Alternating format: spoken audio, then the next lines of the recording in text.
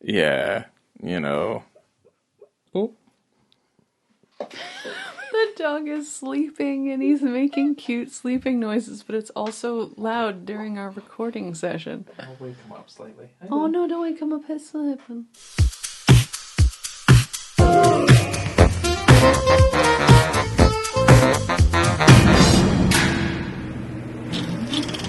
Well, hello there. Welcome to On the Beat, the podcast that uncovers full frontal male nudity in cinema. My name is Laura, and I am joined by my trusty lawn boy, Ryan. Hello. And we're also joined, luckily, by two ladies today. We have our dear friend Renee. This is your third time. Welcome, Renee. Hello, happy to be here. Thanks for having me back. And our first time friend who's been with me since the beginning, to where we were shopping around ideas for this podcast, or not even the podcast, this website, a million years ago at different Irish pubs around town that never worked out. But here we are. We finally made it. Anna is here. Hello, we did make it. We're finally here. We're finally here to talk about the 1997 fantasy drama Lawn Dogs. Fantasy drama. I was wondering the same thing. I'm like, It- at the end? It classifies itself as a fantasy. I don't know if it's just because a lot of it could potentially be seen through a child's eyes. I don't know. That's what it says. I think drama horror show is maybe more precise. Yeah, no, it's a little bit, it's a film. It's a film. And this film stars Misha Barton in her debut film role, and Sam Rockwell. Also Chris McDonald. I wrote him down just because he makes me laugh. I eat shit like you for breakfast. You eat shit for breakfast? Happy Gilmore. Yeah. You guys remember him from Happy Gilmore? Yay. The director of this film is the Australian director, John Duigan, who... Good. I'm glad that's how because that's not how it's spelled. What did you think how did you think? I'm guessing. I didn't do any research on how you pronounce his name. Well, I did think it was Dugan, but Duigan? it could be Duigan. Duigan? Yeah, if you do it that way. Duigan John. Duigan John. John Duigan. Written by Naomi Wallace, and it's produced by Duncan Kenworthy, who is very famously written on the top of the DVD, who produced 4 Weddings and a Funeral, his claim to fame, which was the first movie he produced just before this one. Is that not interesting to anybody? I think my whole thing is... that... Well, no, he probably didn't make as much money on this movie as he did in the last one. No one made money off of this motion picture. Okay. I mean, you bought it for $2.50. No, I wish I got it for $2.50. It cost me $6 Oh, at well. a resale store in Gainesville, Florida. Well, they made a small amount of money because it was probably a donation, so... Yeah. Support local. Support your local small chain of resale stores in Central Florida. I'm trying to find out where it was. Because it's weird, this is a movie set in Kentucky, but it's actually a British film. So it was produced and distributed by a British company. And the director is Australian. Am I saying weird things? Why are you guys looking at me? But it was filmed in Kentucky? It's Or? filmed in Kentucky. Okay. But they classify it as like a British film. Would that explain the accents? And the confusion there? Maybe. It's like they're trying to do that very posh accent of like posh rich folk. And then you got Sam Rockwell, who's down there, down by the bayou in Kentucky, in his tin can trailer. It's weird that he tends to put on that accent, like he is in so many films with that southern accent, but he's from California. But I don't know. Like Green Mile. What else is he in? 3 Billboards in Ebbing, Missouri. He won an Oscar for that. I guess he's good at it then. That's why he does it. So before Ryan goes into the director's prestigious catalog of films, I want to throw you the synopsis of this very strange indie movie. In the affluent, gated community of Camelot Gardens, bored wives indiscriminately sleep around while their unwitting husbands try desperately to climb the social ladder. Trent, a 21-year-old outsider who mows the neighborhood lawns, quietly observes the infidelities and hypocrisies of this overly privileged society. When Devon, a 10-year-old daughter from one family forges a friendship with Trent, things suddenly get very complicated. And the tagline for this film is, "Innocence is a dangerous friend." Oh, that's accurate. Yeah. That is very That is accurate, very accurate. actually. Oh. I don't think she forges the friendship either. I think she forces the friendship A friendship was forced on an older man. on a much older man. They say 21, but he was almost 30 years old when he filmed this. He looks very young. Boy, he does, actually. But yeah, he's much, much older, and she is 10 years old. Misha Barton is 10 years old. Real life, 10 years old. Yeah, well, the director said that they did shop around for slightly older, just because it's a little bit easier to deal with maybe someone who's slightly older, like 12, 13, 14. But he said then you get into this weird, creepy Lolita-ish type of situation where it's like not as innocent anymore because they are kind of coming out or into puberty. So it's just a little more disgusting than it is in the film. I could think of at least one part where I wouldn't want her to have real boobs popping out yet. You know? Yeah.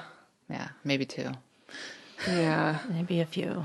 Yeah. Ryan, why don't you run down Duigan John's prestigious career? Qui-Gon Jinn. Yeah, Qui-Gon Jinn's cousin. that's right. Right, okay. That's right.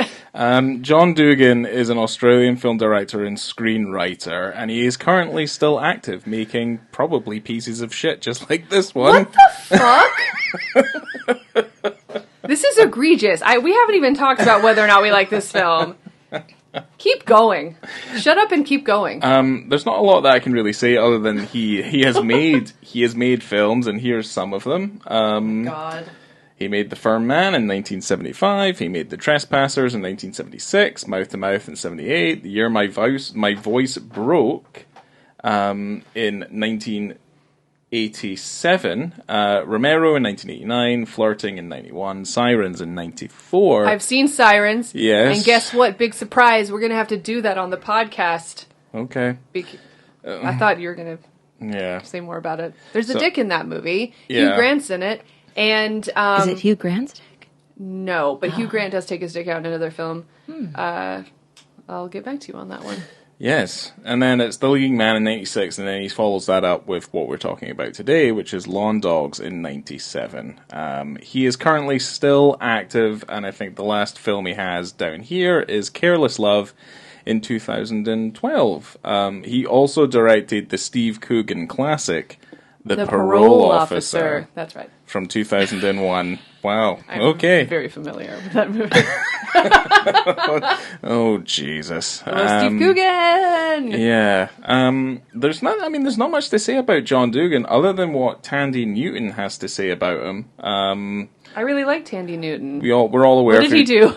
What did he do? Well, the Mission Impossible 2 star, this is according to a Daily Mail story from 2011, the headline read, Tandy Newton's affair at 16 with film director 23 years older than he. Which doesn't actually make any sense, but that was how it was written. So, yes, everything I'm going to say is from the article. So, she had, quote, traumatic relationship, end quote. She has come to terms with claims he, John, took advantage of her. She auditioned for Flirting. So, during the course of the auditioning for Flirting, the role that eventually went to Nicole Kidman, he auditioned Tandy Newton, and Tandy is quoted in saying, I was a very shy, very sweet girl. I wasn't in control of the situation. Would I have liked things to be different? Sure. Oh. Yeah. So, yeah, she never went to the police at the time, according to the article, and here we are. He's still at large. He is still... Ryan, he's still at large. The Duigan is still out there. The Duigan John is still out there? This is troubling. Literally, this is all the information I could get, was that he was Australian, he was born in the UK, he makes films, and this Tandy Newton's not very happy with him. Gross. Yeah, so we now have to cover his movie. I don't know. Anna's on the case. She's going to find out if he's a real creeper. I have thoughts. Oh, go on. When there's certain movies and certain girls of certain ages with relationships with men of certain ages and that gap between, maybe unpopular opinion, maybe not.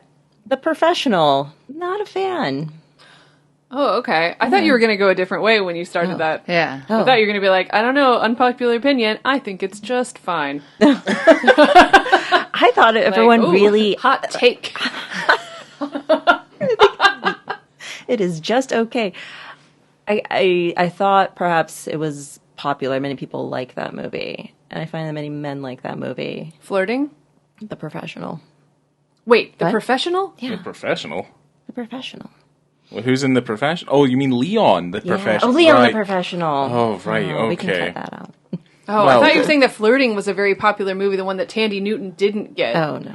And I was like, I've never seen that film. Me either. I don't know what happened on the set of Leon the Professional. Older man, young girl, but in the...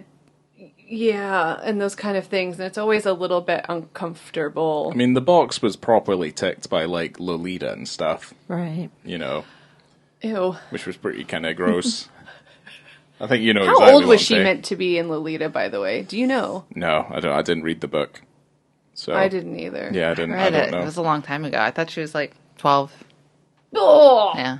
I mean, to be fair, that's not really what's happening in Lawn Dogs, though. No, that's No, definitely not what's no, happening no. in Thank Lawn Dogs, goodness. but No. now I'm wondering how old Lolita was. Well, effectively, Lawn Dogs is the John Wick origin story we did not know it was. Oh my gosh, she was 12 years old, you guys. Lolita was 12. All right. Okay. This is a 10-year-old girl in this film, and there is not really... There's not a Lolita element, but then sometimes when you get in these situations, you end up with a creep element, which happens, but that has nothing to do with Sam Rockwell's character and Misha Barton's character, luckily, who are the two main characters that we follow through the film. So that happens. There is still some gross shit happening with her and this other boy at some point, but Yes, absolutely. yeah, there is a lot of gross shit going on in this gay community, effectively. But yeah, this is the John Wick origin story, and it's Misha It Barton, is. right? She's the guess Baba so. Yaga. Yeah, pretty much. Yeah, Mother or wife. yeah. Yeah. I mean, Wife. a dog died, it triggered off her rage, and she's now shooting. Is it her brother or her friend? Her brother's friend. Wasn't someone a brother? No one No, was a brother. No, I No one thought had she a was an only brother. child. Right, okay. Well, yeah, I don't know where these other boys came from. They're They just were kinda hanging out neighborhood with her dad. boys. Right, okay. Don't even know where to start. Well, we should start at the rank movies gong, probably. Yeah. Yeah, go It on. did- Do it you want does to tell them open about the the Rank organization that produced this film? Yes. Oh, you don't have anything to say, do you? No. So the Oh, Rank I knew what it was. organization produced films for many, many years, and eventually they were bought out along with Canon, I believe, by BBC. Oh, okay. By the BBC, and I found out that Rank and Canon were actually arch rivals as production companies. Oh, wow, Which I there thought you was go. a very weird thing. Yeah. Well, Well, how Canon. best to treat them as rivals, to amalgamate them into one, like society. There you go. Yeah. Yeah, and so this film was the last time that the Rank organization used the famous gong. Yeah, the opening title thing. The movie opens up with a really weird... Okay, so the family's together. This is when we get introduced to the family, right? So we meet Chris McDonald, we get Misha Barton, and I forget the mom's name. But they're making cookies so that she can sell them for charity and kind of get out there and make new friends. It's kind of like a Girl Scout offshoot or whatever. And she's sitting there making these cookies, and they're on the train. She's supposed to be decorating them, and a fly falls onto one of the cookies. And she takes her thumb, and you see like the thumb in the frame, and then she just squashes the fly like into the cookie. And I heard a laugh from you, Renee, that really tickled me. Well, I was already thinking like she kept putting raisins in the bellies. I guess they were like little human figure cookies. Yeah. And I was like, ew, gross, raisins. And then she put the insect, and I was like, Cool. And I was just wondering, like, is she going to cover it up with a raisin, or is she just going to let it be like that? And it also made me think about how, bugs are just in our food anyways. So she's just making it true to like real, like, mass production cookie. Put a couple bugs in there. That's like the FDA allows it, Hell yeah. Yeah. I thought about that bug for a long time after that moment, about when she's trying to shop these cookies around and sell them for charity. And I thought, which bag has the fly in it? Yeah. And it really concerned me because it didn't concern her at all, especially when she was eating a lot of those cookies. She was down with it. Extra protein, man. Sam Rockwell also was eating some of those cookies, and I wonder, is that the bag? Who's going to get the fly? And no one did. The fly never came back. What it had me thinking about, though? I was like, wow, she's making her own cookies? Like, what year is this? So I looked up, like, when did Girl Scouts stop making their own cookies? Because at one point, they made their own cookies and sold them just like that. So what year do you guys think they stopped doing that? It's trivia. Okay. What year did the Girl Scout cookies the stop Girl Scout cooking their own Yeah, and cookies? they mass-produced them. Ooh. Stop mass produce. They started mass-producing them. Stopped making them themselves. Oh, okay. Started mass-producing them. 1963. 89. Oh, after the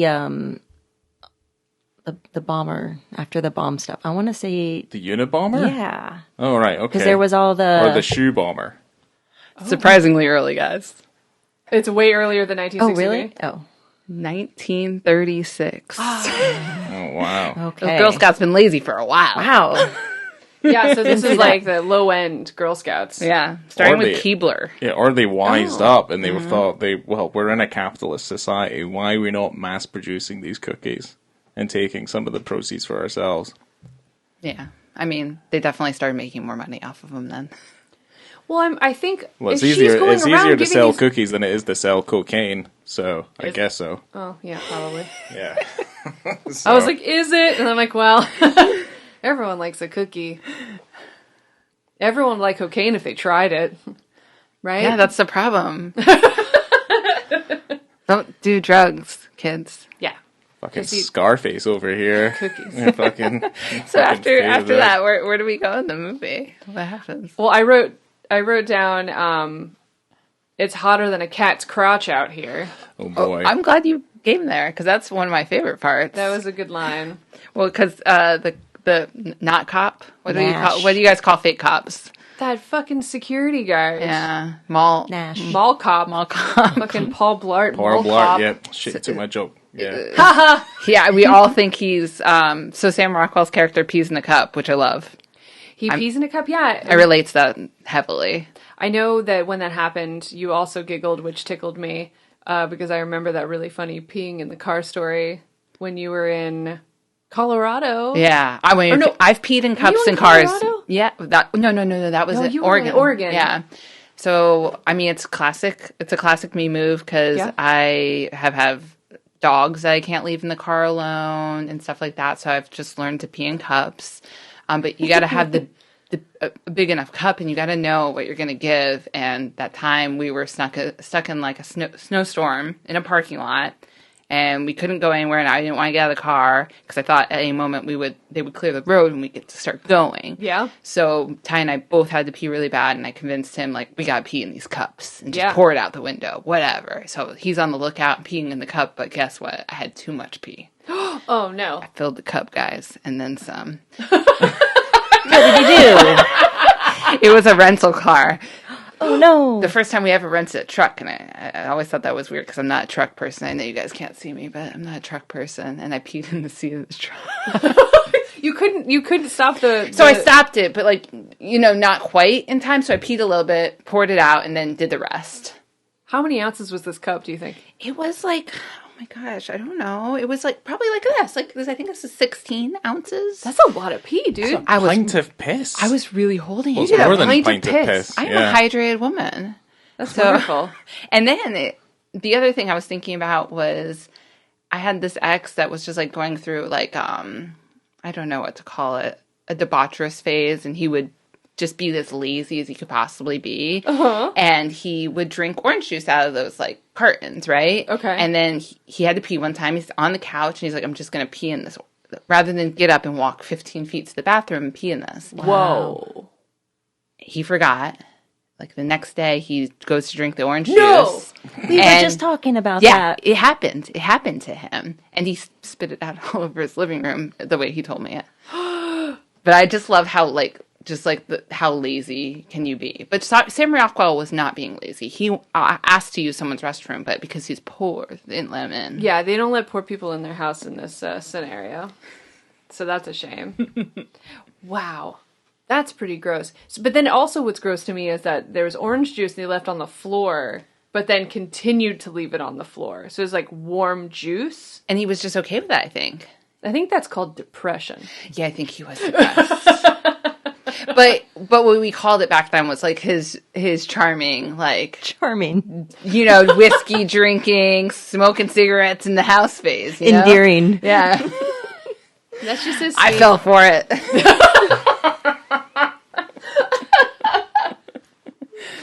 Oh my gosh. So that's why when Sam Rockwell in this movie is peeing in cups and pouring beer on himself, that you go, ooh, ooh, I could get into this situation. Oh dear. Oh dear. There was also that moment where like Paul Blart takes a sniff of his piss cup, which was fucking hilarious. Like you wouldn't have smelled it, or at least like guessed the scent ahead of time. And it also would be warm. And Picked up as a warm cup I thought of liquid. I thought he'd put the lid back on it. He did, though, I think. But when Paul Blart picked it up and just gave it a sniff, it was like a wide open cup. And it was also sitting on the seat. No, it wasn't wide open. It still had that plastic cover on the top. But you would still smell that piss. Yeah. Like, hard time. He had just finished it too. That's It straw was very hole. yellow when he Yeah. poured it out. Yeah, he poured it out like a yellow Gatorade. Not a hydrated man. Yes, it would have been a lot funnier if you did take a drink of it, like that cop did in Dumb and Dumber. Yeah. Yeah, so, So the penis scene of this movie comes in really, really early. 9 minutes and 8 seconds. So this is post-piss cup, a hot Sam Rockwell who is flexing a lot. And also in a tank top for a lot of this movie, which I didn't mind. he's an outdoor boy. Yeah. Out there cutting grass. He's a lawnmower man. Yeah. To the soundtrack of Dwight Yoakam. Yeah, there you go. He's out there with his sweaty arms, and he pops a beer in his truck, and he's taking swigs, and which blows my mind. I've never seen this ever in my life, where he's so hot that he takes the beer and just kind of pours it down the back of his neck for a little splash of cool relief. Yeah, no. Nope. No. Unrealistic, but sexy. Yeah. I was into it. That's what American country bumpkins are like. They do that. They pour beer on themselves to cool themselves off. Yeah. It doesn't matter if it's logical. It only matters if it looks cool.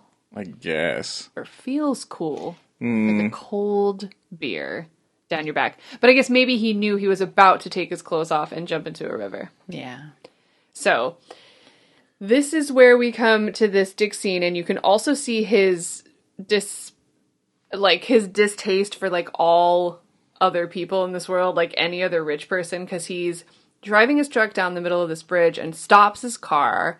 All of these cars are lining up behind him, and it looked like cars are coming from the other way as well. Yeah, it was like a single track, so they had to wait for him to get off, I think. Yeah. Yeah. He takes his shirt, his shirt's already off, and his trousers are already undone. I'm trying to remember if he does anything else. Like, does he grab, oh no, he just drinks more beer, throws the beer in the back of the car. Well, he finishes the beer. Right, so hold on. He finishes the beer. He's already got his socks off. He's already got his top off, and he's got his pants still on. So he takes off his pants once he jumps onto the edge of the bridge. Yeah, he drops trow. Drops trout at the top at the edge of the bridge on the walkway. And that is when he does what I've referred to as, because I looked it up, a double front pike into the water. Wow.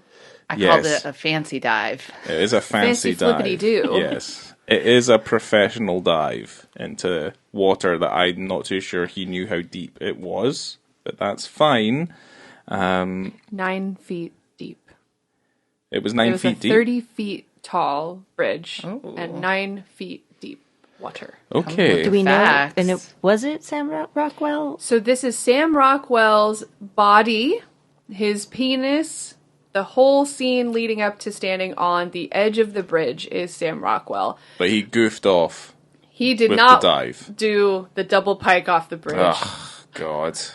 Did double flippity doo dah pike off the bridge. That was Randy Peterson, the stuntman who doubled for Sam Rockwell. Actors are just lazier by the day, aren't they? I know, it's absolutely They won't do the despicable. double pike. It's despicable, especially since there were pictures of him in his parents' house about being a Do we need that? star diver. Yeah, backstory. Do we need that backstory though? Did we? The last thing I think we needed was the whole end of that film, for the most part. Yeah, I Yeah. think we'll notice that we talk a lot about the beginning, and then we're And then like, just- and then it ended. And then skip. And then skip. Because this film has Yeah. a major, absolutely major trigger warning. And I'm not even talking about, like, potential child molestation. Like, it's not even that. It's worse. It's someone murders a dog. Yeah, no, that's not very good. Every time I saw this when he was about to jump into the water, I thought about that bridge that's just out near where the old cinema was, where I used to live. And I remember kids continually taking shopping trolleys and dropping them over the side of the bridge. And I was just like, I just wouldn't do that. I just wouldn't do that at all. Because it's like, there's going to be a mountain of shopping trolleys just underneath you there, just bits of shard and metal. And then I'm just thinking about Sam Rockwell jumping off this bridge. There's a bunch of shopping carts down there, and he just gets mangled to hell. I mean, to be fair, I do remember a time when a friend of mine picked up his other friend and they chucked him into that water. No! Yeah, he's fine. He survived. But, yeah, I was kind of just like, I don't think that's a good idea. I don't think that's a great idea whatsoever. So, Ryan, have you ever jumped off a bridge? No. I'm scared of heights. I wouldn't do it. I mean, if I had a good reason to do it, I don't know, like, end my life, then maybe, but Or like a nice, cool refreshment? potentially from life, yes. Or Yeah, no, I've never done that. I've just seen other people get chucked into the same bodies of water. And that's it. Well, that's troubling. Yeah. So the stuntman, Randy Peterson, he jumped off of that bridge a total of 6 times. 5 times he did it totally naked, and then once wearing briefs just in case they would need like a TV version for the United States. They did do that though. There is a scene where Sam Rockwell is wearing whitey tighties in a screenshot somewhere on the internet. Yeah. Well, there you go. Interesting. Smart. There you go. They gotta cover all their bases. Yeah, they got to try and make as much money as they can. That from bridge is this, in Louisville, Kentucky. Okay. So next time we all take a trip to Louisville, Kentucky, we can do the old... We'll get Ryan to do the old Sam Rockwell double pike off that bridge naked. I'll do a double front pike off that bridge. Yeah, pretty Hell sure yeah. I could. Yeah. Make sure you pour beer on yourself first. Yes, I'll make sure I'll stink of booze and make sure Piss that in a when cup. just piss into a cup. Have a Pour big beer on yourself. I mean- we'll have a quartz, like a big quartz, like soda cup, just full of my hot stinking piss. I am so aroused right now. Honestly, I cannot wait. I did not think. I mean, at least you found what your kink is now. That's great. That's my Christmas kink. That's your Christmas kink. Oh, wow. Yeah, look at that. Only took that much. Only took this to go. So I read an article, an interview with Sam Rockwell by the Huffington Post. This was back in 2008 when they were shopping around Choke. You guys remember that one that you totally expected to see nudity in? Oh, the But he Chuck Palahniuk Yes. book that was turned into a remember that movie. Oh, yeah. I remember the book. I don't remember the... It's fine. If you want to see I it, like we that. have it. Yeah, I've got it on DVD. You I guys like can that borrow movie it. a lot, actually. I forget that. It's fine. Whatever. Yeah, it's fine. So, Sam Rockwell says, I've had to do frontal nudity after diving into cold water, so I'm not a big fan of it. I've done it because I felt it said something about the character. With a movie like Lawn Dogs, it says something about the character. It shows you something about their freedom and who they are as people, so it is relevant to the film, whereas if it's just gratuitous, it's just not, it's And then the interviewer asked, like, when you mentioned frontal nudity and it was important to your character, what do you think about using a prosthetic so that you look bigger than you are? And Sam Rockwell said, I suppose I would if it were restoration theater. I don't really give a shit. I'm not planning to show my penis again on film, but it would depend on the movie, I guess.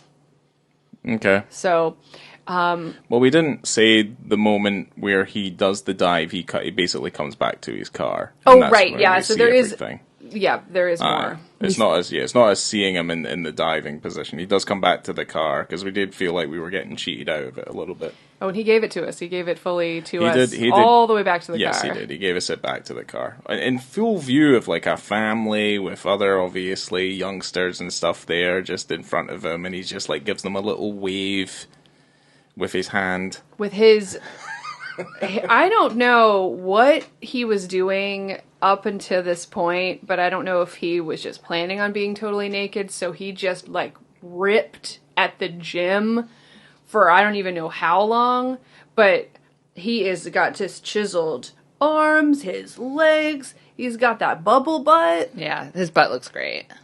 His butt looks amazing. He's got some junk in that trunk. He really does. Yeah, it's got a bit of a wobble to it. You would never know how he looks in his, like, lawn wear, that his butt would look that good underneath. Absolutely, but there's so many shots of him, his jeans, like a close-up, so many close-up shots of, like, the ass of his jeans in this movie. Yeah, he But gets, still, he gets it's too hit loose. in the ass as well at one point. He does get hit, and we all agreed that board that he got smacked in the ass with would have bounced right back and hit someone in the face And because of just how again, bouncy just it to is. talk about that moment, like that shot, it just hangs on his ass for like at least an uncomfortably amount of seconds just before he gets hit by Happy Gilmore dad, just with a piece of 2x4 right on his ass cheeks. God, that's so crazy. I do want to tell a story back in, Anna, was it 2015? Yes. So 2015 at the Florida Film Festival, Sam Rockwell was the guest of honor, and they were showing the movie Moon. So he gets naked in that, but not full frontal naked. And I'd had a couple of old fashions at that particular event because I knew I was going to do something, and I wasn't sure how or what exactly I was going to do, but Ooh, mischievous. he had a Q&A. And so I gathered up my courage and walked up to the mic, and I'm sweating. I remember sweating so hard. And I go up to the microphone. Oh God, I'm trying to remember exactly what I said. I said, hi, Sam. And I said, I want to thank you for your work in Moon, but especially your work in Lawn Dogs and Box of Moonlight, which is another film where Sam Rockwell gets completely naked. And at that moment, after I said Box of Moonlight, he laughs. Like, he knows exactly what the fuck I'm doing. And I'm in front of an audience of people. His wife is there. Like, it's okay. It was glorious. It was pretty good. So I said that. He laughs, and I go, can we expect anything from you of that caliber anytime soon? And he pauses, and he says, no. Just in this tone, he's like, no. And I'm like, okay, thank you so much. I appreciate you. And he said, I appreciate you. And I walked back to my chair, and I don't know if only people in the know, you know what I mean? Like, would have gotten that remark. I didn't say, are you going to take your dick out, Sam? I didn't say, let me see that dick. Like, I just said, when are you going to do something like this again? He knew exactly what I was talking about. Sam's just on already. Just get the police. Get the police. It's a fucking crazy psycho fucking asking me questions about my penis. You approached it very classy and respectfully, I thought. There was a couple smirks from the audience when you mentioned those two films. I think they knew what you were referencing, but I think you took it well. It's a really shining moment in my career. It's a compliment. Yeah. And I feel really good about it. I was very excited for this moment. It's really a defining moment of my life. Yes, it was. You showed me it on the first date or something. That's something I would do. It was one of those things. But no, not really. But it was within the first couple of days. She just could not let it be. And I never will. No. You've never done anything like that since, though, either. Oh, I've never had the opportunity. Oh, but I do keep following around Sam Rockwell. We went and saw him that's a real on Broadway. Yeah, it's a real choice of phrase. We don't follow him around. No, we don't follow him around. No, we don't follow but we him did around. see him in a production of American Buffalo in New York with Lawrence Fishburne. Yeah, which was awesome. I would follow Larry around. Like, honestly, I'd like to hear what he had to say. Yeah. Less so Sam, but certainly Larry Fishburne.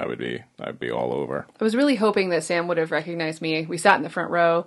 I really thought he'd go, "That's that creepy dick chick over there." Oh, look, it's her again. She's going to ask me Keeps if I'm on taking my sending dick out me, in this play. keeps on asking me about dicks. No, I'm not getting it out. David Mamet said no. Sam.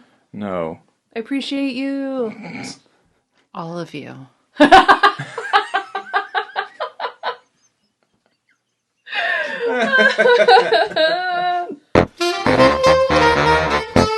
There's no more penises to talk about, but there's a lot of weird things that happen in this film. Yeah, a lot of the good stuff happens near the beginning. In the first 9 minutes. In the first 9 minutes, and it's only an hour and 40 minutes. But anyway, yeah, I mean, from what I have written down here, it is a bunch of things that happen because the movie is full of moments of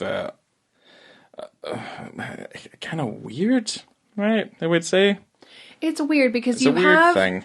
What you have here is a friendship that is forced upon an older man by a young girl, which in its essence is completely innocent and always remains as such, but from an older man's point of view, in the world, he knows that this is fucking bad. Because he's an outcast from this gated community. There's even people that he knows he's sleeping with people within the community. So he is very familiar with that. He's got friends he went to school with live there. But he's the lawnmower man. And he means nothing to them because they all have money. And so he's just this dumb old hick living in the woods. Well, he's just waiting for Pierce Brosnan to pick him up and make him smart. Absolutely. That's what he's waiting for. That's what he needs. He needs to get jacked up into the web. And then he will become the internet. Yeah, that's right. So this is the prequel to Lawnmower Man. It is, yes. So it becomes a really sticky situation that this girl puts on him that she doesn't realize that she's doing. She's just bored in her life. She doesn't feel like she's seen by her family. She doesn't have any friends. And she's a weirdo. And she meets this guy and he's like, "This is my best friend now." And he's like, "Oh no." She walks miles and miles apparently to get to his house every day. Yeah. Very far. Shows up at weird hours. Yeah. She's like, "Oh, can I sleep over?" He's like, "Fuck no. You're a little girl who's obsessed with this fairy tale of the Baba Yaga." He says, "Can you sleep over?" Fuck no. "Will you go steal some chickens with me?" Fuck yeah. "Will you steal chickens with me and pluck their feathers and cook them and then play with their dead corpse feet while singing a creepy Russian fairy tale song?" Absolutely. And you know what? Fuck it. Stay the night. Why not? We're best friends. It's so uncomfortable. She has no idea. He can't go, "Listen, young lady, I look like a pedo if you hang out with me." There's a point where she says, "We're friends, right? We're friends." And he goes, "Yeah, we can be friends, but we have to keep it a secret." And you know his intentions are good. He's just trying to protect himself. But just that in and of itself is just so fucking creepy. And it's not going to go well. Nope. No. He's my secret friend. Yeah. No. That's not going to be good. This gated community is desperate for some real crime. I think that's kind of what seems to be happening here. They were obsessed with him during the picnic.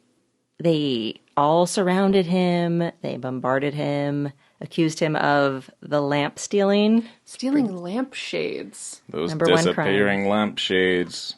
I was very confused by that. I'm like, why? Where are these lampshades? They finally show you that it's not really lampshades. It's outdoor lamp decor. Like Yeah, so it's your street lights. Yeah. It's the exterior glass of a like a gateway lamp or something. Yeah, just like your regular Yeah. street lamps. And when they are saying that someone's going around stealing lampshades, I go, these motherfuckers won't even let him in their house to go Yeah. to the toilet. Why is he stealing the shades off of their interior lamps? He's a good boy. Yeah, good. Well, yeah, he's For the not, most part, until later, he's a good boy. Yeah, I guess so. Although I kind of feel like yeah. Oh, actually, I forgot about the thing that you were talking about. Yeah, no, he did a My disgusting trigger thing. warning. Yeah, nah, it's not good. It's There's- like it's worse than potential child assault Yes, it is. and child I mean, nudity, it's like probably all not, these but things. it is. Yeah, technically, well, yeah, It is the worst thing that happens in this film. Let's not talk about that. It got Bruce stirred up. Yeah. I mean, it's even more offensive than the kid who was dressed as a Native American who pulls a gun on that girl as she's walking down the road. And not only that, she then puts that gun nozzle in his mouth and says, "You'd be doing the community a favor." That little boy that looks like the kid from Christmas Story. Yeah. She puts a gun in his mouth, a toy gun. She couldn't even, that gun was so large, and he had a tiny little boy mouth. She stuck it in there. That just sounded really horrible when it came out of my mouth. I'm so sorry. She stuck it in that little boy mouth. I'm really sorry, I said it again. Yeah, that was bad. We can't go by the middle without talking about... I wrote down 3 different sexy scenes, and I want to talk about each one of them. Okay. I'm just going to list them, and then tell me if I missed one. Sexy weeding scene, sexy salad scene, and sexy hole in the shirt scene. Okay. Okay, let's Yes. talk about those. Yes. There's a guy who is boinking Misha Barton's mother. And he has a best friend. Boinking. Boink. Boink. I don't know, what- ramming? Railing. Porking? He's Doing her. He's doing. There's not really any fucking like he's Fellation? not. I don't think. Yeah, I think he's like. Tossing her salad? Yeah. Boom! There you go. Yeah, he's doing a bit of fingering. He's doing a bit of muff diving. I mean, that's really Whoa. about it. Yeah. Jesus, Ryan. What do you mean? Is What was muff the an word? offensive word? No, I'm Oh, just okay. I was like, ooh. No, it's. We know. Fellation. Yeah. Here we go. Blinking. I'm the only guy in an all-female podcast episode. What am I supposed to do? Disgusting. Yeah, the weeding part, the mom is weeding her garden, which also sounds sexual, and that gross neighborhood boy who's, probably like 21 years old, right? Yeah, I Is- feel like we need to clarify some of the ages of some of these folk, just in case Yeah. no one's aware. These It's neighborhood youths are in their 20s. he's definitely of age. But he wears, like, his outfits are so egregious and so offensive. He's wearing the largest shorts I've ever seen that They're not look that like large. They're they not that look large. like parachute shorts, Okay. cargo shorts, All right. Well. and a goddamn tucked-in polo. I'm wearing a Yeah. pair of cargo It's shorts High right now. socks.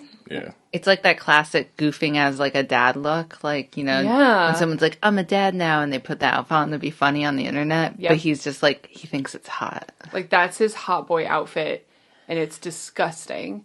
Those shorts should be burned. Good luck if you ever find your cargo shorts again, Ryan. They're going in the bin. I mean, I have like 4 pairs of them. I'm wearing one gone. of them right now. Well, I'll So wear them to upsetting. bed. What do you mean? Well, then I'll just start burning your clothes. How does this? Look They're at this. so Look at what you've created. A upsetting. monster. Right, well. But this guy, this cargo shorts boy, is friends with this actor who's super familiar to me, and I couldn't quite place him. His name's Eric Mabius. And I don't know if anyone other than me watched The OC, which also stars Misha Barton. But this guy was the mean dean from season 2 of The OC, and that's like, he was really mean. Did you guys watch that show? The mean dean? He was the dean of the high school. I hear it's coming back, though. Like, Really? they're bringing back the original OC. Well, I watched it. I don't spoilers for remember anyone anything. that watched the OC. Misha Barton died, so she ain't coming back. Oh, no. In that soap opera of a show. I'll watch Adam Brody doing whatever he does in the Weren't OC. we going through a spell of watching the OC? Absolutely. Yeah. Is that Yeah, their song? California. Yeah. That's the only way I know the song. I love that show. That show is super comforting. Peter Gallagher, amazing. It's fine. Yeah, it's fine. It's fine to kind of see where some of these people are. It's not the least watchable show I've ever seen. Remember in my that life. first episode where he goes, "Welcome to the OC, bitch." So fucking good. Watch that and you want some Gossip Girl, you're in for a nice night. Yeah, a good old evening. Also watched most of Gossip Girl with you as well, for Yes, you fuck's did. sake. Yeah, You I can't are remember also this. those funny videos on the internet where like a wife puts on a show and the husband's like, "I'm not interested," and they keep creeping closer and closer and they're like, "I can't believe what's going on in the show," and they're totally invested. Well, here's the thing. I kind That's of you. yeah. Well, I got rid of any sort of creative integrity I felt I had because I feel like life is better than that. So I just watch all this trashy stuff with you sometimes. Can't wait till Love Island starts again. I mean, it's going to be amazing up until the point they start getting given fake babies as usual. Yeah, you know, then you just gotta turn it off. and you're just like, this is awful. It's like all those shows where you have like some sort of game show. When it gets to like the final bit, I'm like not as interested. Yeah. No. Okay, we need to Yeah. talk about some salad tossing for a Yeah, second. definitely. Okay. So, parachute shorts lover comes in. So they're having the barbecue, right? Everyone's at this barbecue. They're making the biggest steaks I've ever seen. There's some pretty decent looking steaks. Like I know these are there's rich not. folk. I know. Is that I what think, happens? Well, I think we're half and half meat eaters in here, right?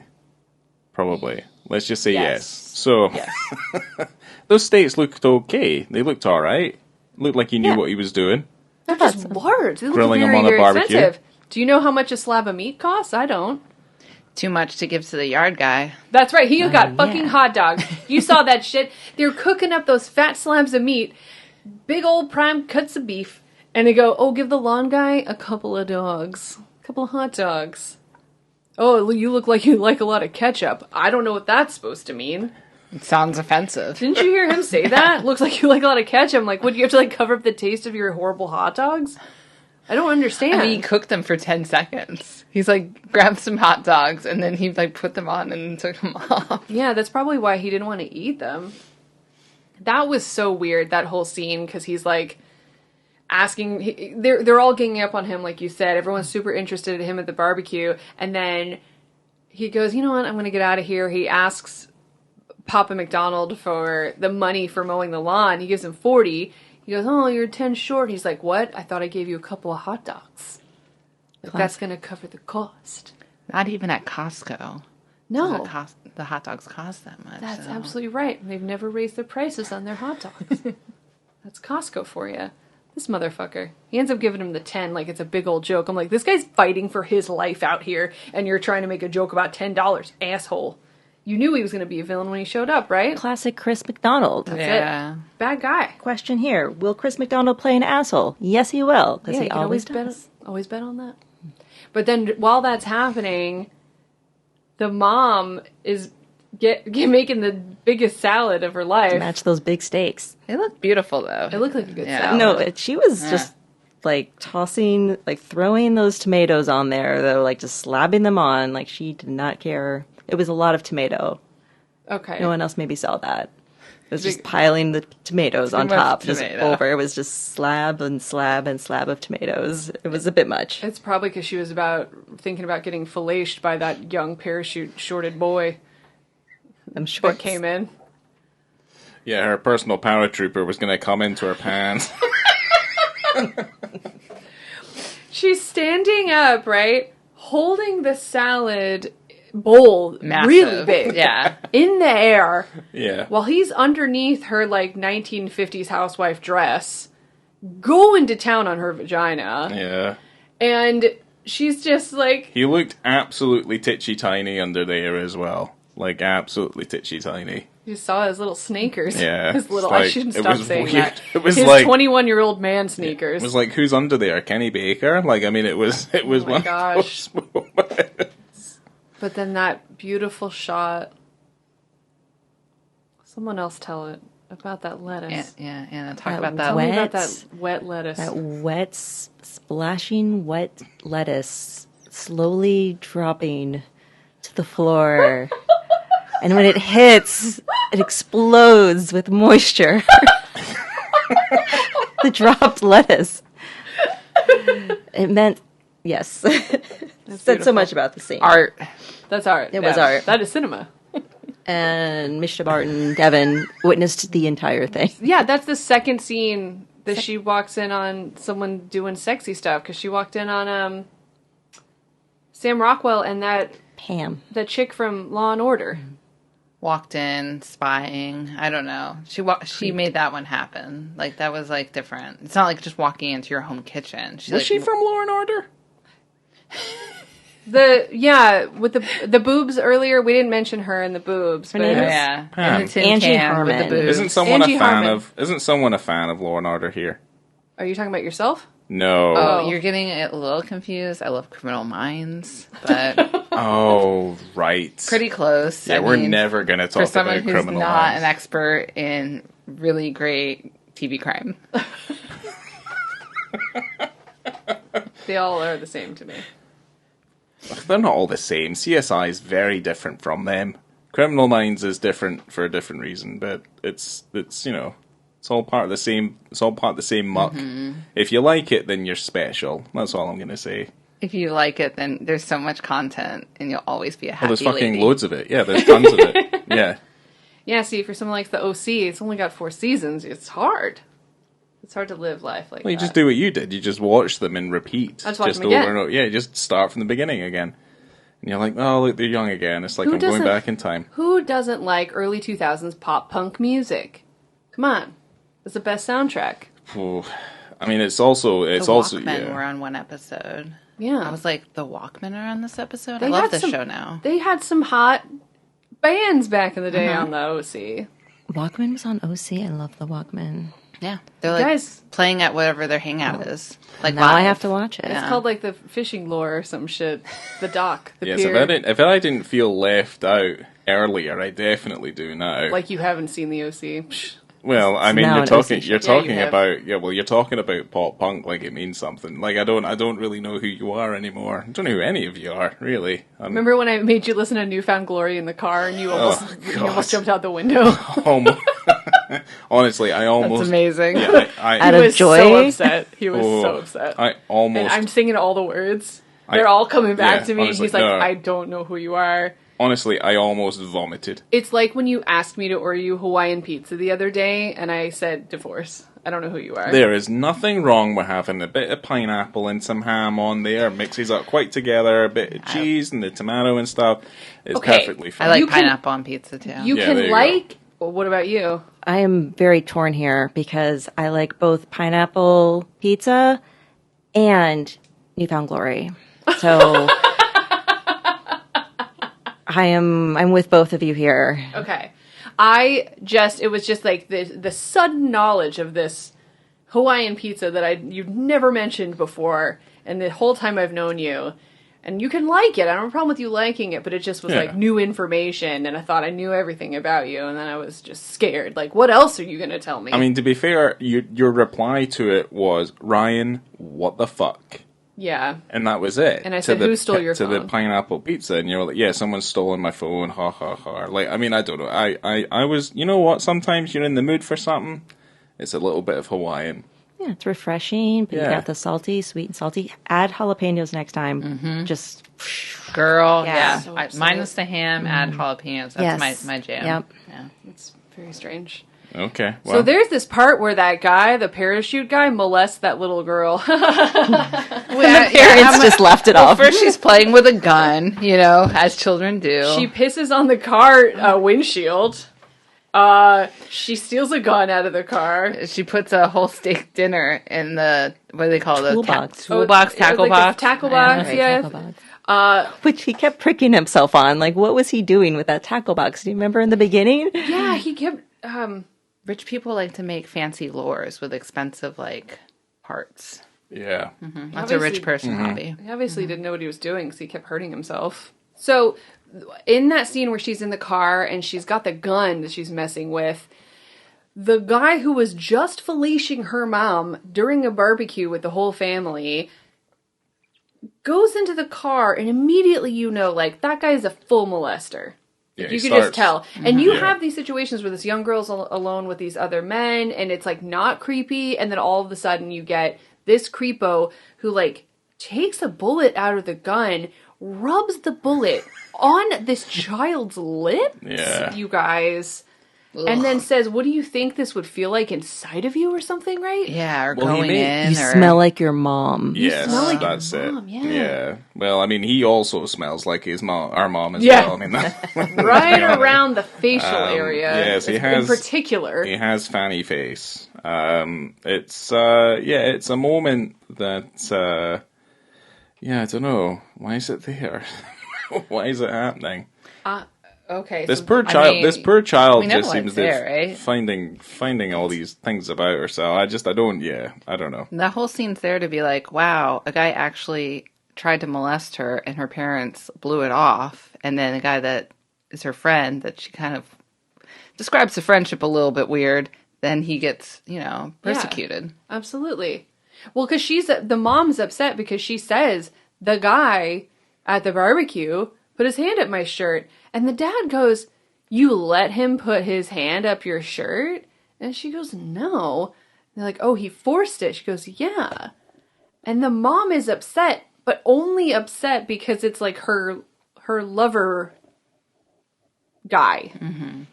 And then the little Misha Barton says like, "Oh, well, I guess it was just like tickling or whatever." She said she ran away, and he said, "Good for you. That's my girl." Ugh.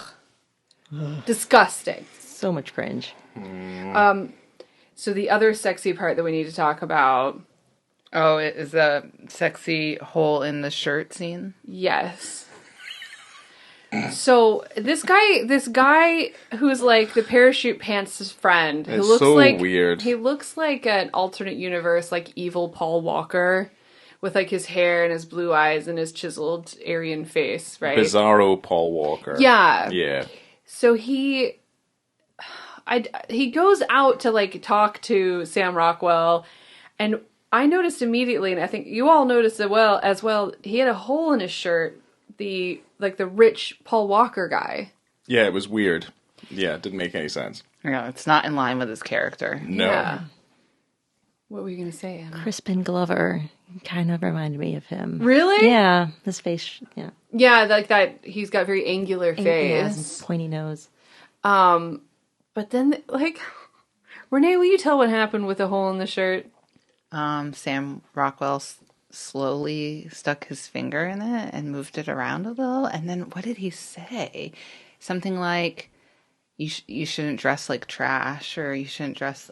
I don't remember. I was so mesmerized by it. Yeah. The sexual tension. Yeah. Because it seemed like it was coming from both sides. It absolutely As was. he put his finger in there and rubbed it around. I don't know. Does anyone else remember the dialogue? I mean, as far as I'm aware, I remember him putting his fingers in there, and it felt like he'd put his entire hand through the hole Lots of swirling. and started like twisted grabbing it and like Yeah. stuff, pulled it close. like nipples Yeah. and things, and then it was like, oh, okay, here we go. He penetrated him. He just And then they had this whole thing with their hands for a moment where like they were touching each other's hands. yes. And he said he could have done something better with those hands. I don't remember exactly what he said. But I it was just got really lost weird. in it. Like, Yeah, it was really- honestly, I was like, "Ooh, what's happening here?" But then I just like my mind went blank. Yeah. Well, I didn't write anything, and I know that this comes later, or does it come later? But there's a moment where Sam Rockwell, out of like rage, kisses that guy. Yeah. Oh, There's a backstory there. I mean, there's got to be something like, I don't know. He hangs out with the other molesty guy. Maybe he did some very young weird stuff to Sam Rockwell, and he knows. The other molesty. Yeah, The parachute short. parachute short molesty molester. man. Oh, the fucking... That's his BFF, right? Yeah. the para rapist. Maybe Right. they're similar. Like, I don't know. They were talking. They went to school. Something about being a doctor. There was something. There's a backstory there. Yeah, just that not maybe- explained. Not explained. Yeah. But Trent has a lot of showed backstory. Yeah. a lot of trauma. The cheese. I mean, speaking of backstory, yeah. I don't know why he won't take his dad's flags. Oh. Well, look, Lord forbid. it's bad enough that, like, he just wants his dad to die, so he doesn't have to accept any more flags. That scene went from being so heartwarming and sweet to, like, upsetting very quickly. Yes. You can tell he has a lot of issues, unresolved issues with his father. Also, But- it'd be fair to say that I would also be slightly apprehensive about taking the flags, because they were effectively stolen flags from comrades he'd met and was in with in Korea during the Korean War, and he was holding on to these dead men's flags. I think it was a way of remembering them, though. I guess, but then he's kind of just giving the flags away. Yeah. So it's a little bit of a conflict there, as far as I'm aware. I'm not to tell the man his business, because his brain was being eaten away by canned cheese bacteria. But yes. If anyone didn't notice already, that there's a really weird part towards the end of this film where Sam Rockwell not kidnaps, but he takes little Misha Barton, and you don't know where they're going, and she says in the car, "Where are you taking me?" And they end up going to his parents' house. And it's really, like you said, like really sweet, but then there's this whole fucked up moment with like Sam Rockwell and his dad telling his dad that he wishes he would die, and then his dad's trying to give him all these dead man's flags. And I gotta be honest, like, we've all dealt with our parents, and sometimes our parents just want to give us stuff. There's like, "Oh, I found this in the attic. Can you just take this? Oh, this is yours." Even if it's not yours. Just take the shit. Yeah. Take what your parents want to give you and don't even have a conversation about it. Yeah. If your dad wants to give you all his dead friends' flags, just take the damn flags. Yeah, you can just totally. bin them after. Yeah, you can Yeah. do anything you want with these items. They're probably not going to remember. Just put them away somewhere, or if they're going to come over, maybe put one out. Yeah. Just so you go, "Oh, remember all those flags you gave me? I still have them." Haha, wink, wink. But look, there isn't anything as egregious as what's coming up right now. He gives Devon a little turtle. Oh, yeah. Yeah. Very upsetting to the whole community. You just can't just go around giving away turtles. No. That's not how it works. No, that obviously means something. Yeah. Make some special friends. Do you guys Secret friends. Do you guys remember when we all screamed when he touched her heart surgery scar with his little witch finger? His hands are so gross. Like Triceratops toes. Just Comfortable. it was there's a lot of dirty fingers going in places where they shouldn't be going in this movie. Word. Yeah, there is that trigger warning scene right after that.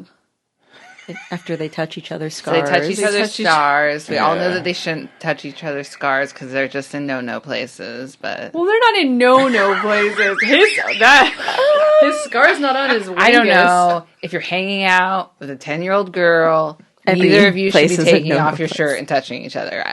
She opens it just in the center, but still, it's like no. She starts unbuttoning her very sheer dress. Yeah. And his is lower belly. Every spot is a no-no spot for both of them in a this child. scenario. Exactly, On child. yeah. Especially on a Yeah. child. Especially on a child. when you're like Sam Rockwell and you're like chiseled like that, like you'll feel something. In your no places, Renee. Lettuce dropping. Yes, Barton's lettuce a drop wet for the lettuce first will time. drop. Oh dear. I mean, my lettuce drops too. God. I Getting was sweaty multiple now. well. The thing is, yeah, when you're trying to describe these moments, it's hard. That's why I'm just kind of taking a step back. 'Cause Yeah, it's, it's uncomfortable. Let's move it's on. it's really rough. I don't want to talk about the trigger warning. Sam Rockwell does something unforgivable. I mean, I can talk about it. Go ahead. I'll just say it. I'll say it in a sentence. So earlier on, evil Paul Walker's dog bit Sam Rockwell on the hand, bit him on the arm. So he didn't like the dog. The dog was a nice Doberman, but the dog got loose after obviously biting him because he gets kicked as well. We're bypassing that. He gets kicked. The dog gets loose. He's running around in the field, and Sam Rockwell chases him in his truck and runs him down. And then he's dying. And then Sam Rockwell batters his head in with a 2x4. yes. so upsetting. And then And the wraps 10-year-old his- sees. Yeah, and then wraps his dead body in one of his father's American flags. Good thing he See? took it. Good thing he took the flags. You take what your parents Yes. give you. It was the canned cheese. Yeah, the canned. That also was a really strange part where he talks about. Yeah, it's such a throwaway line the as well. American Yeah. rations of canned cheese had bacteria that ate his father's brain apart. Yeah, it did make me laugh when I think Renee said something about, like, well, he probably just had a dose of Agent Orange, and that's Yeah. probably what's eating away at his mind at the moment. Well, he dumps the body just outside the gated property, just outside the gates. Yes. Like This giving bloody a American message. rag, yeah. Yeah, he's like, this is war against Camelot Gardens. And hey, do you guys remember when we all screamed when she called them secret friends? Yeah. Yeah, we should just wrap it up Yeah. with all that. I think if anything like that happens, it's just like, yep, I need to get away from this child as quick as I can. She's going to drop me in some hot pedophilic shite. I can just tell. Yeah. Yeah, she's going to start lying and making up stories. I mean, that's what's going to happen here. And she does. It all goes be pretty fair. downhill to the Yeah. point where she basically ruins his life. And It's such a weird moment. She goes home. She's upset, obviously, as anyone would be, and she can't talk about it, so they all basically assume she was molested. And then she says some trigger things like, we touched each other, we're secret he friends. touched my scar. Yeah, he's my secret friend.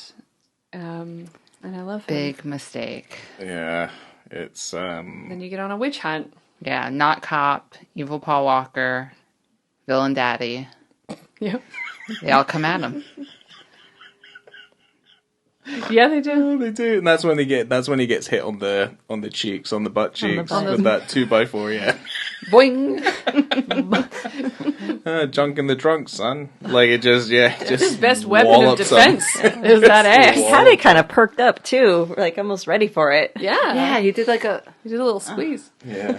A Pretty little funny. butt booty squeeze over here. But yeah, he gets the shit kicked out of him, then Misha Barton just shoots. Shoots. Shoots that evil Paul Walker in the fucking stomach. Yeah. Then climbs a tree. Oh, wait. She like forces her father onto her knees with a loaded gun.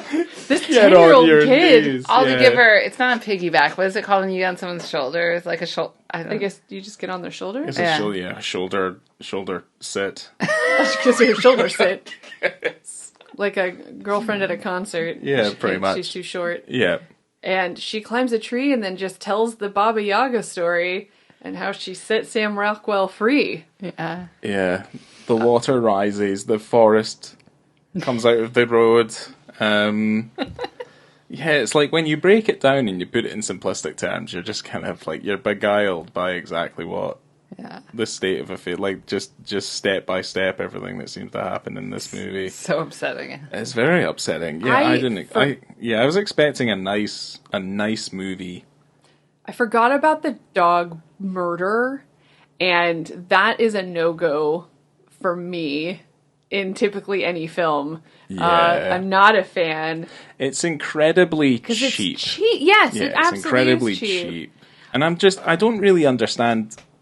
I mean, the only reasoning to do it is because the dog bit him, and he doesn't like the guy, but he just fondled his shirt hole, and then he also gave him a nice big aggressive kiss to the point where like he bit him on the lip. Well, actually, you forget they put sugar in his mower, and that ruined his way for work. Yeah, I guess. That, yeah, that was that's like true. that was the catalyst. And then I think, not to read too much into this, because it's still no excuse to murder a dog, whether it bites you or not. But there's like a frustration with this, well, the dad thing, but perhaps the relationship with the guy that owned the dog, whose lip he bit.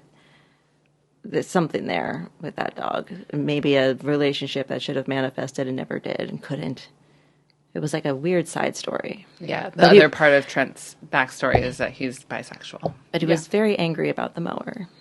I agree, but the dog doesn't Yeah. have thumbs. The dog can't pour sugar. in a mower gas tank and ruin it. The dog didn't do anything wrong, and also the dog was protecting his owner. Yes. Yes. Yeah. You shouldn't use the dog as a pawn in your emotional games. No. Absolutely, Ryan. Yes. Well Correct. said. Yeah, that's right, John. Fuck Sam John Rockwell in this Duigan. movie. That's what I'm that's What what is it? Yeah, I'm fuck talking him. to you, Fuck that To guy. a John. degree, we were fans of him. He was being appropriate Rooting for and him. playful, but like wasn't pushing things. He was just, just a hard worker on the wrong side of the gate. And then he does that. It's all I said, over. Banished. Yes. Banish thee from Camelot, motherfucker. Yeah. How dare you. He does, yeah. It's a weird, fucked up, strange thing, this movie. It really is. I have one thing that, now that we're about to wrap this up, but John Duigan said something, and I know he's now a creeper too, so cool. Not a fan of that. But he was talking about the difference between like America as opposed to Europe and Australia in terms of sexuality in film, which we talk about this a lot. We've talked about it, but this is going to be slightly troubling, probably coming from him. It's not, but Okay, it's something good. we've talked about before because there is a Puritan tradition in America in terms of like how we deal with sexuality. So we're very okay with hyper ultra violence, but when you're starting to take your clothes off, it becomes troublesome in America. Anyway, this guy says there's a very strange bias against the depiction of sexuality. You can have the most lurid scenes of violence and mayhem in films, but if you have anything more than a relatively tame depiction of sexuality, you run the risk of arousing the wrath of the censors. It's peculiar, that aspect of the society. It actually succeeds in driving a lot of the activities underground. There's probably just as much activity, but it's all under a cloud of pervertedness and guilt. I don't know if that is... I don't necessarily agree with that, because it's not like sexuality has to go underground in America. Americans are...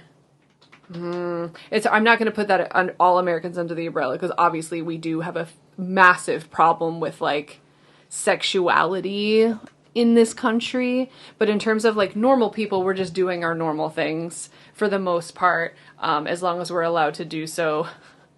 Oh, that's getting into a tough and sticky type Yeah, that's starting to get into something. But I'm thinking about people who can't do what they want to do, and that's completely unfair. So yeah, it's fucked up. Yes. You're right. All right. Aye. It's all fucked up. Yeah, no, That's a I shame. think there's an inherent conservatism with the US and certainly the UK where it's a little bit more conservative here. So Wow. All right. So let's go around the table unless anyone has anything else they want to drop down before we get into our ratings. I just wanted to say my favorite quote from the whole movie. Yes. It was back when they were just being chummy friends and nothing was creepy yet. And he told her the story about pissing in the river. And then he said, what you piss in is yours for the rest of your life. And I love that. Oh, that's And why then- that was his river. And then he turns on Bruce Springsteen real loud and moons her dad. And I love that. I love every part of that. I miss, the time where we could moon people. I was thinking about that, funny. I like, haven't mooned anyone in a really long time. I mean, that happened to us accidentally at San Francisco. Dude bent down when we were trying to eat pizza, and we saw Yeah. his gaping I butthole. saw his whole asshole. Yeah. yeah, there's, we're more aware of consent now, and mooning was always like, no, I'm just showing you my ass. Yeah, you know? we're not getting consent at all. Yeah. And if for you sure. do say yes, I want to see your butt, then I don't want to show it to them. I want them to like not want to see it. And also, I don't like the Anti-consent. Yeah, I want anti-consent when I moon somebody. the idea of mooning someone should be relatively quite humorous. I feel like we've just gone Yeah. away from it. Shock you know? and awe. But then I also, honestly, I wouldn't want to show my ass to anybody. Like, it's... Well, you I don't know. spread. Yeah, like you don't spread in you a just moon. pull it down or lift up your skirt. It's just cheeks. Right. Yeah, so I just don't cheeks. just like slowly pull them down and then start Slowly. to move. Slowly Start to gape open move, your move my so it's Yeah. like they can see my hairy asshole. Slowness Right. usually not involved at all. Okay. That's when you Like- do like that funny jerk off hand motion, like, hey, get out of here. But when you start to do it real slow, it starts to freak people out. And you stare directly into their eyes. That's from a comedy Fine line. skit. That's from Whitest Kids You Know. Yeah. very funny. That's yes. from a comedy skit. It's pretty good. Yeah. Okay. Right. Okay. Well, then I've been doing it wrong all this time. Yeah, so you do Okay. it quick. Do You it drop quick. and pull. Drop him down and pull him back up. Right. Yeah, you That's might be like honeymoon. driving by in a car or something. Okay. Or, yeah. So next time I drive us to the grocery store, you just go ahead and drop trow, do a quick moon, but be careful because you're a There's man. like a cop You've station got other there. stuff like that could fall out or drop down. yeah. That's true. So you got to make sure that Maybe that was what the problem was before. your So tackle things- stays in things place, stopped that. but Right. just your Okay. cheekies come out. Right. Okay. Okay, It's a we're hard all thing. next It's a time hard we all thing to go get out together. yeah, We're it's a all real- gonna moon somebody. It's a hard thing to get my head around because I've been doing it wrong so long. I'm gonna have to do some practicing. Yeah, practice. Yeah, I can practice in the bathroom in the mirror. Yeah, that's a good idea. Yeah. I like But it's that just a lot. meant to be quick, right? It's just meant to be fast. Yes, but you Right, want to make okay. sure they see it, so you don't need to go too fast. Oh, right. So then I have to. Oh, I have to find a middle. It's okay. ground. We're going to work Right. on this together. Do not God. worry. Don't worry. Right. Okay. Okay, so we're going to go around the table and we're going to rate. We're going to do 2 ratings. The first one's going to be a combined rating of visibility and context on a scale from 0 to 5. 5 being, wow, that context was amazing and I could see everything. 0 being, I couldn't see anything and it was like a horrible scene and I never want to think about it again. And then we're going to rate the same scale, 0 to 5, 5 being the best, on the whole film altogether. How did you feel about it? Subjective. Did you like it? Did it suck? I know how we feel, so we're going to see how this goes. I think we're going to go counterclockwise, starting with Ryan. And we're going to start with visibility and context. Okay, so I'll set the bar, I guess. So for visibility, I gave it like a good 4. In terms of context, though, like for him to do the dive, it's like, oh, we're getting an insight into his character, and it's nothing that ever really kind of pays off. So let's just kind of look at this moment just in like isolation, I guess. I guess it's cool that it happens, and it's like, oh, this kind of like. I guess this guy mows lawns and he talks like he's maybe a little bit simple, knows how to dive, right? So that's an interesting kind of start to the movie. But I guess, yeah, I maybe would give it 4. In terms of like the scene itself, and very much kind of sets the tone for the rest of the movie. It's a little bit weird. It's a little bit offbeat. It's a little bit strange. And I'm like, right, okay. And the kind of tone is set by the film by this point. So contextually, let's just give it both. Let's just stop it at like a 3, so I don't have to like go any further with this. I don't. Yeah. All right. It's not, yeah, if we look at it in isolation, I think it's fine. But then when I start thinking about the rest of the movie, I'm like, oh. Yeah, kind of start falling into the vortex of lawn dogs, and I'm not really happy about it. Since there's a lot of us, why don't you just go ahead and give us your overall film rating as well, so we can wrap this up and we can all go to sleep. Oh, okay. Well, I don't like... I thought that was the 3. Okay, well, no, 3 was for the visibility and context. He changed it. Well, I've midway. never seen this movie before. Laura's been going on about it for a very long time, from the time that she showed me that video of her asking Sam Rockwell a question. And It's popular for me. Well, I agree with him. He probably shouldn't have to do things like this again. I feel like he's grown out of it, because there's stuff like this that's... I couldn't get my head around it. I found it to be a little bit sleepy. I don't know if it's a good movie. I don't know if it's awful, but I'm kind of torn with some of the things that happen in the film, and I'm not particularly happy about it. And then obviously when you start killing dogs purely for the basis of it trying to be like shocking, I'm like, well, yeah, I don't really know what this film's meant to be, and I gave it a 1.5. Okay. Cool. It's not as bad as In the Cut.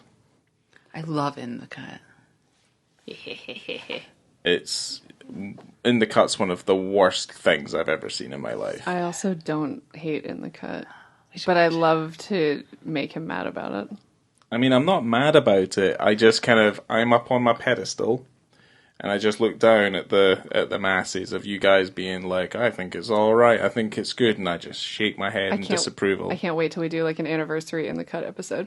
All right, Anna, you ready? Yes. Visibility and context. Well, first he gave us the edge on the edge, and I thought that was just going to be it. Yeah. But then he comes out of that water full swagger, swinging back and forth, but not close enough. So with that, like a 4.2, because it was Ooh, still yeah. plenty, and it was nice. It was a nice scene. There was a good soundtrack. It was sunny out. Yeah, 4.2. Excellent. As far as the movie, I think there were good performances by him and Misha Barton for her breakout role as well. In a very mature movie for her age. Yes.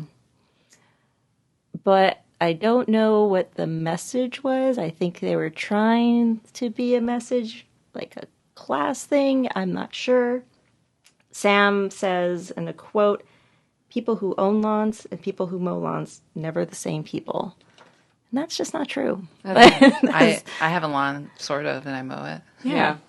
So, Well, I don't even, and see, we don't own this, and I don't mow it either. So, And there's also not really much to mow, no. really. Yeah, it would be... It's in the rental agreement. We're not meant to do it. We're just meant to do it, so, you know. Yeah. Okay, go on. so I feel like almost a 2 or 2.5 is high, but it's really for the scene of Sam Rockwell. Yes. So that's where I'm going for the 2 to 2.5. Okay. 2. Okay. Just, for that scene. Absolutely. All right, it's me. Visibility and context. I am going with a 3.75. Wonderful.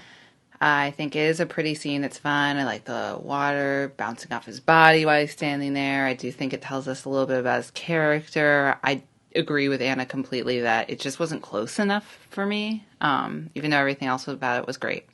And then the movie itself, I give Yard Dogs 3. I thought there was some really good parts to it. I thought there was some really pretty parts. I do think that all the other characters, other than the two main leads, fell flat for me. They were not real people. Yeah. They weren't fully formed for me. They're just bad. So yeah, 3. Wonderful. So here we are at the end. I'm going to give the visibility and context a 4. I'd originally written a 5, but I changed it because of all of your guys' comments. I think you're right. It could have been closer. But, I mean, this is a pretty good one. So I could even go up to a 4.5 because for how long it's on the screen, and you kind of get a double dose, which I appreciate. He's also, the whole package is enjoyable. You're right. The scene... knowing that he's really stinky, but he's going to get a little bit of a bath in the river. I don't know how long it took him to get back up, because like we said, that's 30 feet down. He had to swim out. Are there stairs? How did he get back up so fast? And he wasn't dirty. By the beauty of editing, he just ends up back on the bridge again. Just seems like he would have been there a long time, Yes. and he probably left the keys in the car because he wasn't wearing any clothes. So if I were someone on the bridge, I would have tried to move his car. Anyway, I think that's maybe 4.5 for me. I thought it was good. I liked the length of time it was on the screen, and I do think in terms of telling about his character, I thought he maybe would have been a little bit of a stronger character. He seemed like instead of striking out against the people who have done him wrong, he struck out against an innocent dog. So I think that's pretty weak of character when you're kind of showing us in the beginning that you're a strong, independent man that don't give no shit about nothing, but you're actually kind of a little bitch because you take it out on an innocent animal. That's really uncool. But I forgot about that part in that movie, obviously, because I had to shut down from the trauma, which is why I remember this movie so fondly. But I'm going to give the movie a 2.5. And if I were to rate it simply on the basis of what happened to that dog, it'd be a 1.5. But it balances out just because we get all that Sam Rockwell fun, because he's very fun in this movie, and I think that he steals the show, because without him, this movie would be a literal pile of hot garbage. Mm-hmm. Agree. Misha Barton's also great. She's just a little girl, but yeah, that's where I am. We did it! Yay! Yay! Thank you guys so much for coming over here and talking about a movie that I have a long history with, just on the basis of asking Sam Rockwell about his penis all those years ago.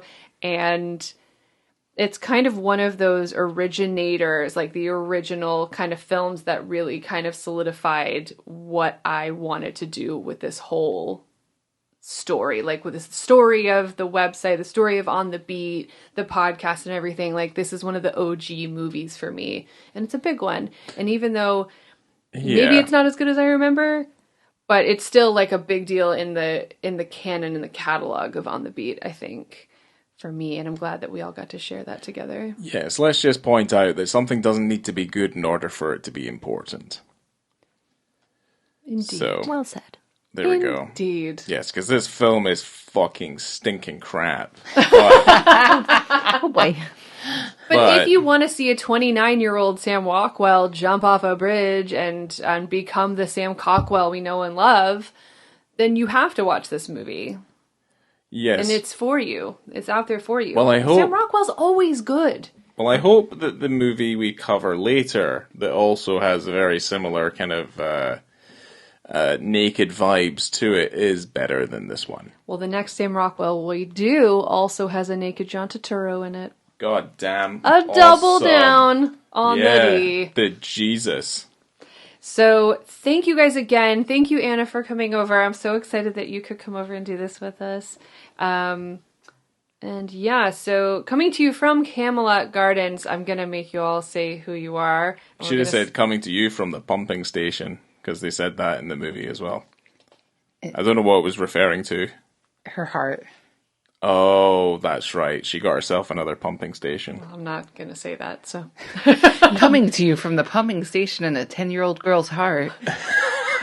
Oh boy. Coming to you from like the Baba Yaga doghouse. Coming to you from the ribbon tree. Or the tin can. Oh, yeah. The fallen lettuce. Coming to you from a wet, crispy piece of moist lettuce. I have been Laura. I'm Anna. And Renee. I'm Laura again, just to wrap it up around a nice circle. Thanks, guys, and we'll see you for the next one. Bye-bye. Bye-bye. Bye. Yay! Bye-bye.